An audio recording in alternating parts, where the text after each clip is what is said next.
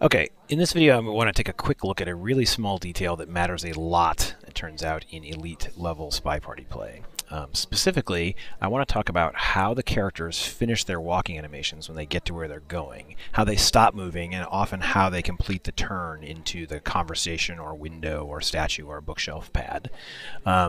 For a long time, there was a very, very subtle difference in the way they stopped, the NPCs versus the spy, and a player named Canadian Bacon, who has about 245 hours across 6,452 games of Spy Party he noticed this, and it allowed him, the anti-tell of the difference between the way the NPCs did it and the way the spies did it, allowed him to get a lot of extra lowlights and really reduce the number of suspects at the party, which made him an extremely good player on Sniper. He's a very good player regardless, but this made him almost unstoppable.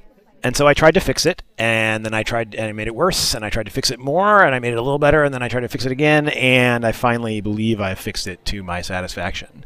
So I'm actually going to show this all on old art because it's a little less noisy and easier to see things. All the animations are the same animation for all the characters as opposed to completely different walking animations for the new art characters, even though they're prettier. So the first thing I want you to notice here is General, who's the spy, and I'm controlling General with the keyboard and mouse. I want you to look at the shadow blob under General.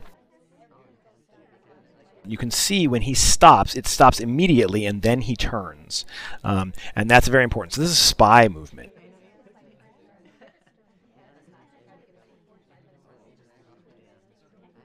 Now watch the guy in white. He will finish his movement both linear and rotational movement as he goes into the conversation circle. So you can see the blob continue to move as he rotates into his final orientation. You can see this in almost all the characters. So Blue Danger and White Danger both do it there. And you start to notice this everywhere. So now, once again, there's the spy, and here's the spy again.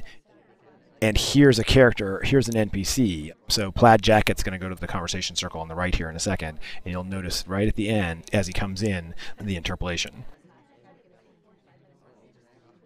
So this is made more complicated by the fact that the sniper sees network packets, not the original spy movement, and the network packets are interpolated, so there's a little bit of slide even applied to the spy, so it's an even more subtle effect.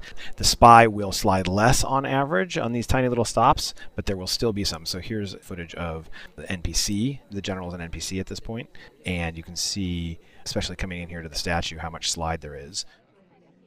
But here's some footage of the spy coming in for a landing, and you can see there's a tiny bit of slide here too. Here's a bunch more spy footage, as the sniper would have seen it back in the day at the beginning of this bug. So you can see that there's a little bit of adjustment, but not much. There's still a noticeable difference. So what did I do? Well, the first thing I did in build 3828 was I tried to fix it by having the NPCs not start blending out until they started the turn. And that looks like this.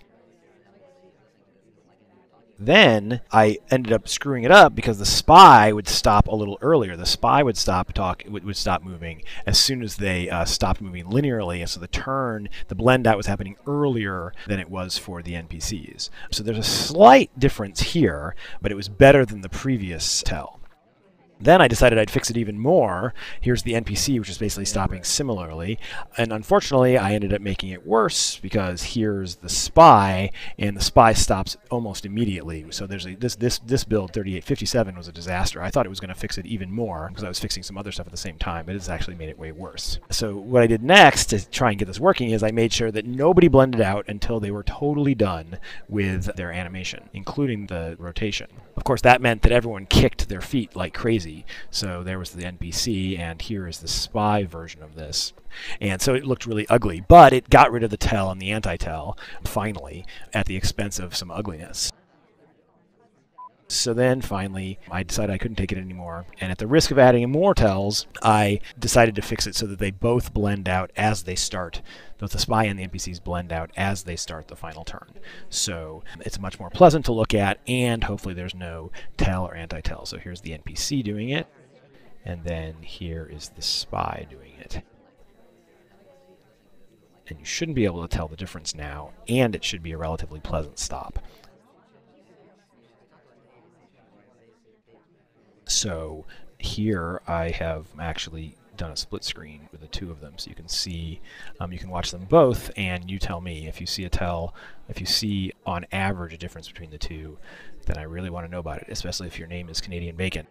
But I can't tell any difference now, meaning where they stop in their walk cycle will depend on what the blend out looks like. There, the spy missed the pad. Ignore that for a second, because I've got the UI turned off, so you can't tell where the pad is.